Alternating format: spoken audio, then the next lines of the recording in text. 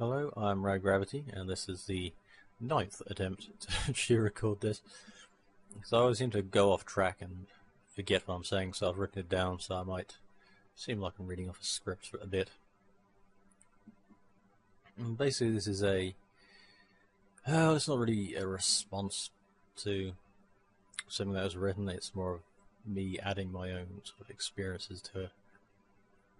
Basically on Shoryuken.com a couple of days ago, there was a post by someone named Patrick about the FGC being called a toxic community by someone at Penny Arcade. And, well, first I'd like to sort of redress the situation with Penny Arcade, because they're a business, a very large business, and their business is basically churning out reviews and critiques of games, and maybe the odd comic, I don't know, now and then. They don't have the time to put in basically that we do to our community, so they're not going to learn the ins and outs and the little nuances of the games and the people that play them, because they just don't have the time to do that. So we should really forgive their ignorance. But that being said, it is a bit dangerous for anybody at Penny Arcade to accuse another community, a different community than their own, of being toxic. Especially with the whole Team Dick Wolves debacle a few years ago, which stirred up again earlier this year. Basically, if you don't know, or if you're from Penny Arcade and so desperately trying to forget, that they basically made a rape joke in one of their comics, and a lot of people got pissed off. And when Penny Arcade was called out on this, Mike, I think his name's pronounced Kulik or something. I'm not sure. Said some rather stupid things on Twitter, but that's not really the issue. We're not talking about one person that happens to work there. It is the community which we're discussing, and their community took umbrage on to the criticism of their beloved comic and site. So much so that they did threaten to kill people. To such an extent that people refused to go to the Penny Arcade expos out of safety for themselves.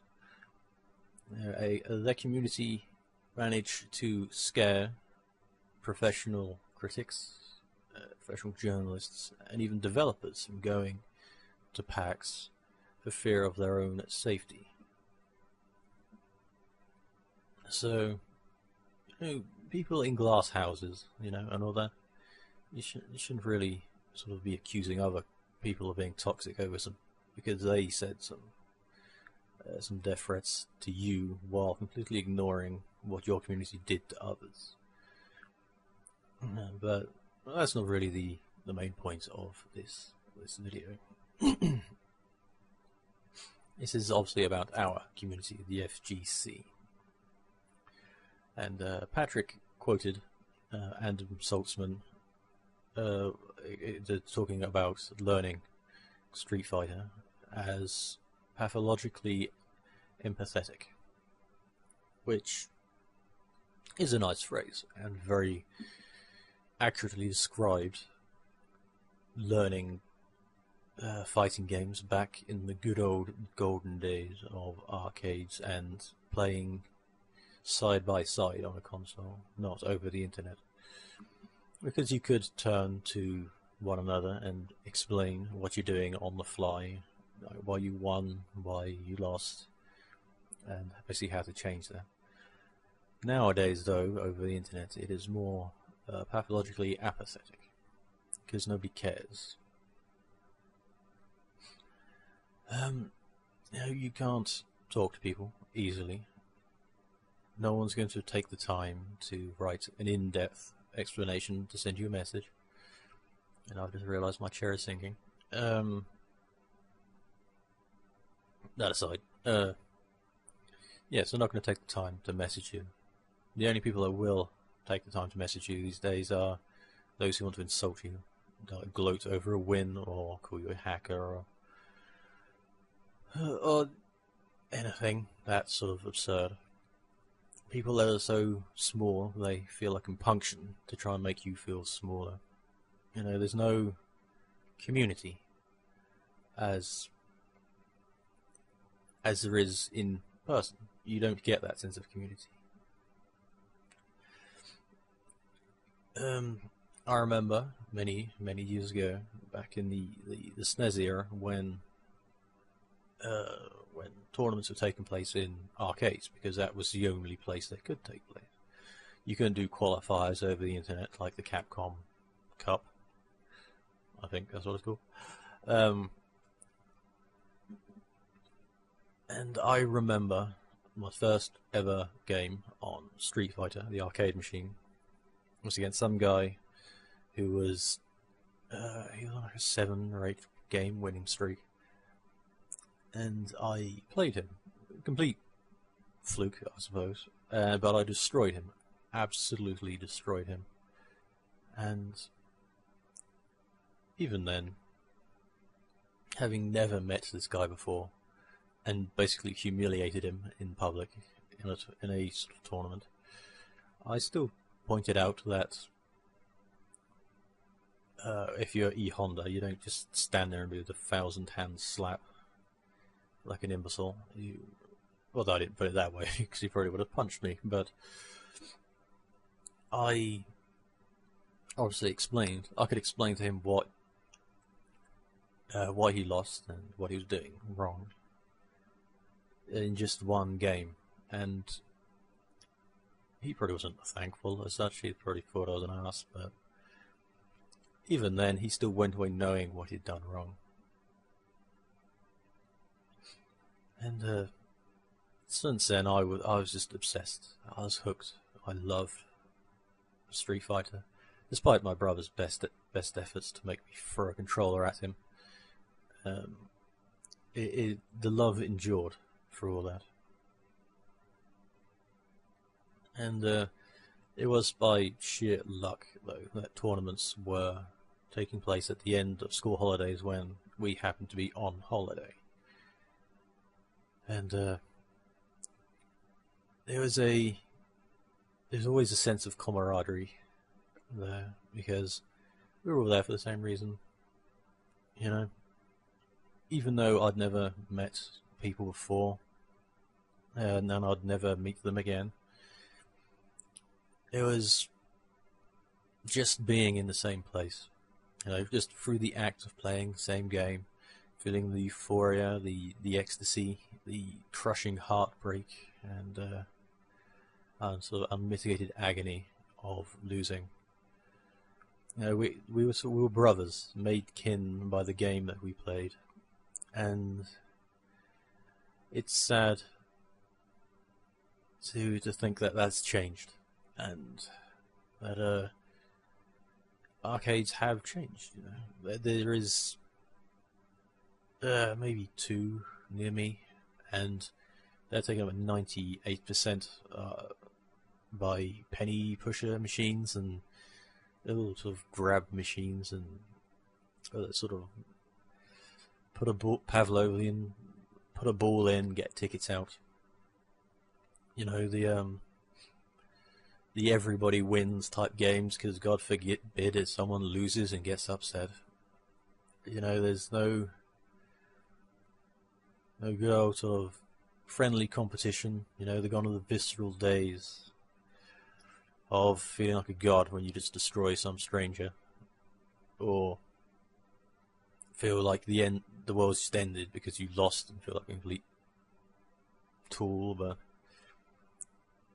it's sad that's happened, because you'll never get that online. You won't, even if you're on TeamSpeak or on Mumble or in some clan, you just won't feel that. You have to be next to the person. You know, just stick your elbow in your ribs and have a laugh, and not really take it all that seriously, because you can't. You know, it's a game. You couldn't take it that seriously, even if you're competing professionally. You still can't take it that seriously, otherwise you'll hate it.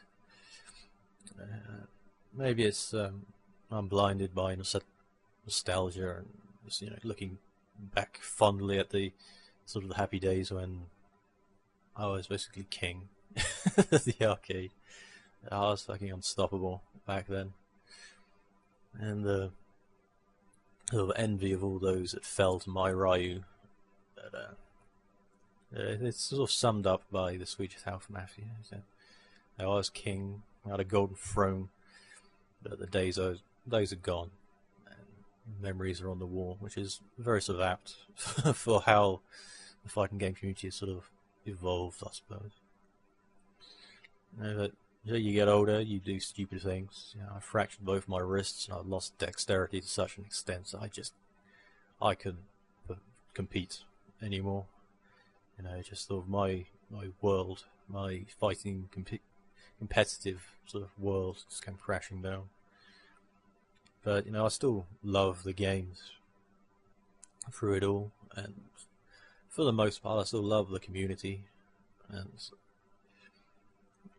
the fact, especially those who have been around, sort of understand.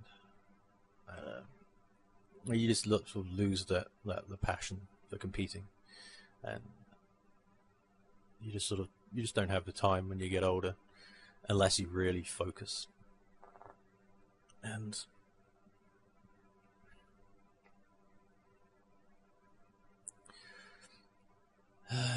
yeah, it's a very enduring sort of way of life, fighting games. You know, which is why I'm talking here now to you, and why you're here and listening, hopefully, rather than thinking I'm a bit of an ass. But because we've lost contact with where we're from. You know, we've lost contact with each other. Is, you know, in reality now. You know, we no longer sort of people to each other. We're not sort of brothers in arms. We're just names on a screen, sort of attached to the intangible void that is the internet. Not really existing to each other, because, like now, even seeing me here, I'm nobody to you. I'm just some random person on the other side of the internet.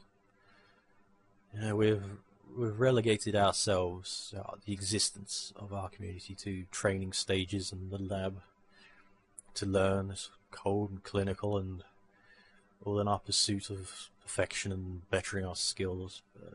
You know, we sacrifice the emotional connections. You know, having a laugh and just sort of playfully making fun of each other as we make a complete tit of ourselves, you know, on screen. But as I say, that's the way sort of things evolve, and you know, that's just, I suppose, progress. I suppose, for better or worse. So it is sort of an aspect we're very unlikely to get back. I really hope we do. You know, the raucous neon domain that was the arcades, where you know, some nerdy kid could be king, some sort of socially awkward fat person could be god for a day. You know, it was so much more, and we were so much more than just a gamer tag and a score on screen and a list of achievements people are fighting to get. But so that's the arcade, though. We have to sort of obviously look past that to what the community is now. And, you know, what I see from my position as someone that used to compete and now just sort of watches. I used to make some. I've been trying to port Marvel vs. Capcom to the PC and sort of weird shit like that, sort of secretly and quietly because that's not done yet. But so it's not like I'm coming from a position of someone who's just walked in, but those who do face a real problem trying to get into this sort of perfectionist sanctum that we have created for ourselves. Now, if they come to watch tournaments, they hear commentators telling people to pack it up and go home, and get out, and calling competitors asshole and stupid and various other sort of disparaging and slightly insulting things, all because they missed a block or they dropped a combo or they pulled a move they thought they shouldn't or they wouldn't have done themselves. Even on occasion I've heard cool things, combo gay, and referring to each other as a nigger, and with an A, obviously, because they're a gangster. And I remember once early this year, it was a very disheartening thing to hear. It was a very big event. I can't remember what it was. It was before Evo. Where this person in the crowd stood up and shouted so loud you could hear it through the commentator's headphones, "Yo, someone kill this nigger," who was obviously someone playing. I'm not sure who it was. I think it was K-Brad. And that was very sort of sad and depressing to hear, because it may have been in good fun, you know. It might have been friendly. They could have known each other for all I know. I don't know. But if you're someone sort of looking in, that's fucking uncomfortable. And if you're a sponsor, maybe, or a journalist who doesn't know about the sort of the FGC, then that's not a good thing to hear. It's not a good image to put across to them. You know, even in the chat on like Twitch, it's just a stream of nigger, bitch, slut, whore. If you're a girl, when girls come on, it's a very bizarre sort of place. And like I say, it could be between friends, it could be a joke for some bizarre fucking reason. That would be a joke. And it's just like, why? If you're going to be taken seriously as an esport, you can't have this shit going on. You know, you wouldn't hear it in the NFL. You wouldn't hear it in other games. You know, you wouldn't hear Total Biscuit saying it at when commentating StarCraft too. You know, it's absurd that it should be said. You know, and it's beginning to creep further and further into more and more commentators as different people manage to sneak onto the microphone. And they'll say something insulting or disparaging, maybe not to that sort of level, but you know, it has to be said, it has to be brought up that it's not acceptable.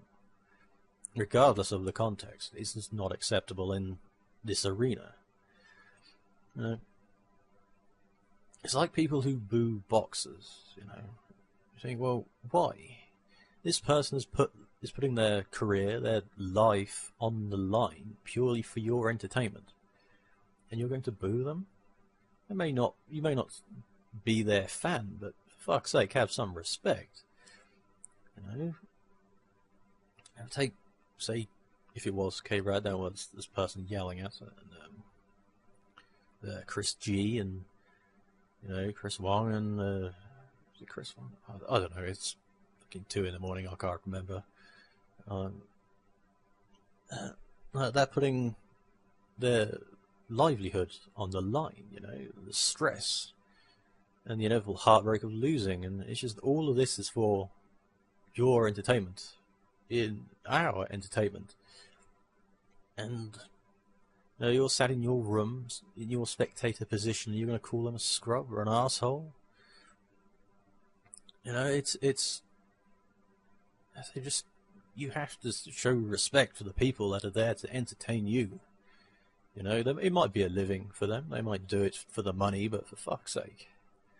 You know, they're traveling from state to state, from country to country, doing it to try and sort of promote our community, to promote our game. And that's how you're going to react. It's not on, really.